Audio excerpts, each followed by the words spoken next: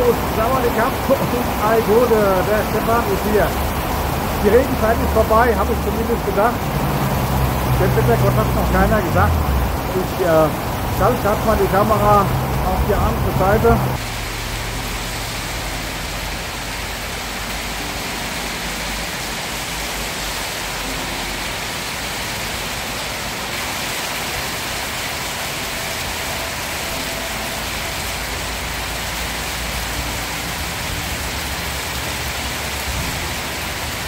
So, ich bin hier gerade unterwegs zum Floating-Markt und habe gedacht, ich zeige euch mal, was es hier Neues gibt. Unterwegs hat mich dann leider ein Gewitter überrascht. Und Gott sei Dank habe ich noch einen Unterschlupf gefunden, so dass ich hier erstmal stehen bleiben kann, bis es aufhört zu regnen. Und fahre dann weiter bis zum Floating-Markt. Ich hoffe, ich kann es noch bis dahin. Also ich bin gespannt, zeige ich jetzt auch. Und jetzt geht's los.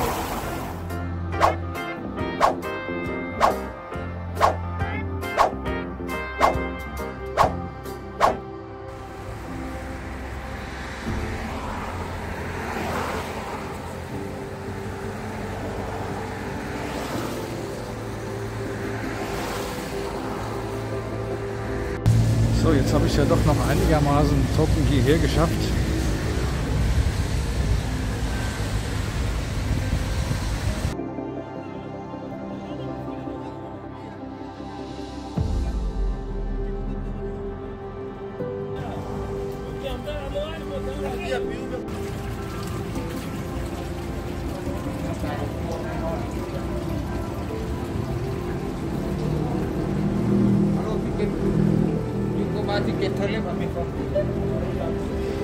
So, die erste Anforderung, Ticket.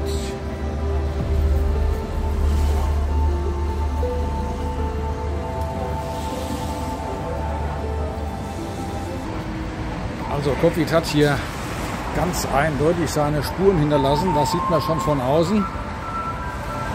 Da ist doch einiges hier, was leer steht.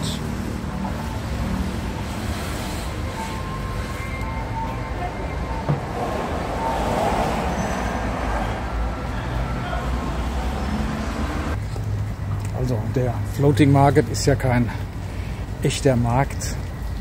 Ja, er ist ein Touristenmarkt, angelegt auf einem künstlichen See.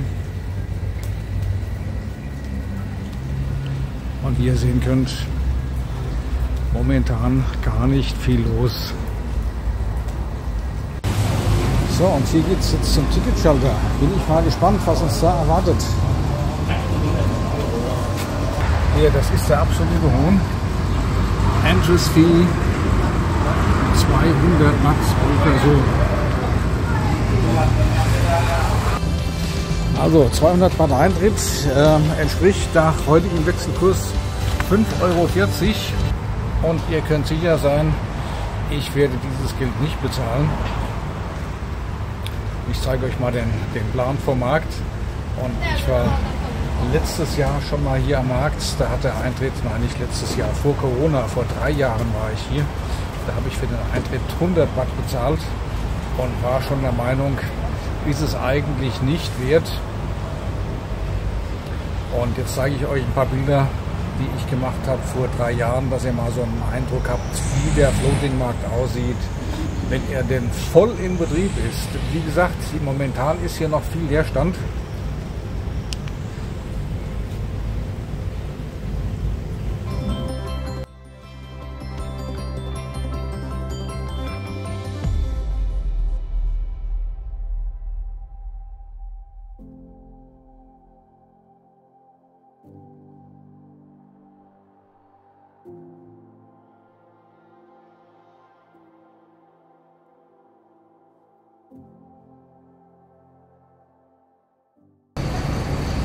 Hier, das sind die armen Teufel, die alle ihren Eintritt bezahlt haben.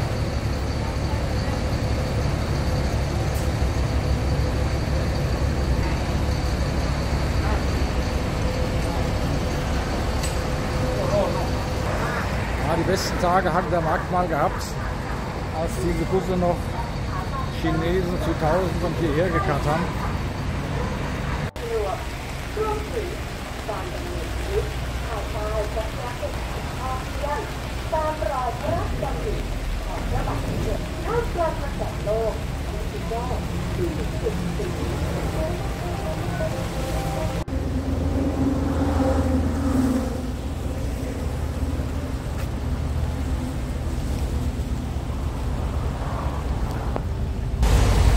200 Watt Eintritt, das ist der absolute Wahnsinn.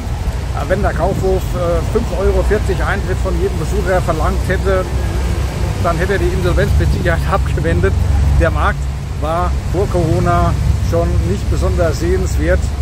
Corona hat ihm fast den Todesstoß versetzt. Und für einen Markt, der eigentlich schon gar nicht mehr existiert, dann nochmal 5,40 € Eintritt zu verlangen oder 200 Watt, das ist schon der absolute Wucher. Also dieser Markt ist absolut nicht empfehlenswert. Bleibt daheim, trinkt ein Bier oder trinkt 2 oder für 200 Watt sogar 3. Da habt ihr wesentlich mehr davon. Aber nur wenige Meter entfernt auf der anderen Straßenseite gibt es das Paradies für Schleckermäuler wie mich, The Chocolate Factory.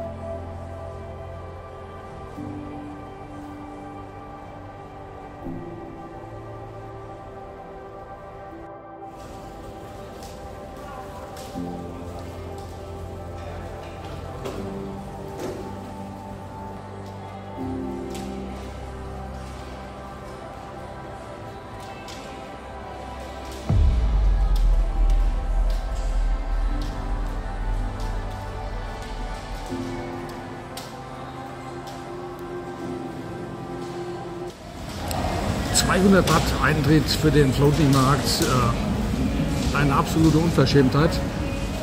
Das ist ein reiner Touristenmarkt. Das Einzige, was ihr dort machen könnt, ist einkaufen und eventuell essen gehen. Ich weiß gar nicht, was alles offen hat, weil ich nicht drin war. Also diese 200 Watt, die sind mir wirklich zu schade. Ich bin jetzt in der Chocolate-Fabrik, die habe ich euch kurz im Video vorgestellt. Also wenn ihr die 200 Watt auf den Kopf hauen wollt und noch ein bisschen Spaß haben wollt, geht in die Chocolate Factory, trinkt einen Kaffee, esst ein Stückchen Kuchen. Was es zu essen gibt, habe ich euch gerade gezeigt. Und da seid ihr mit den 200 Watt wesentlich besser dran als am Floating-Markt. In dem Sinn, bis zum nächsten Mal. Tschüss, euer Stefan.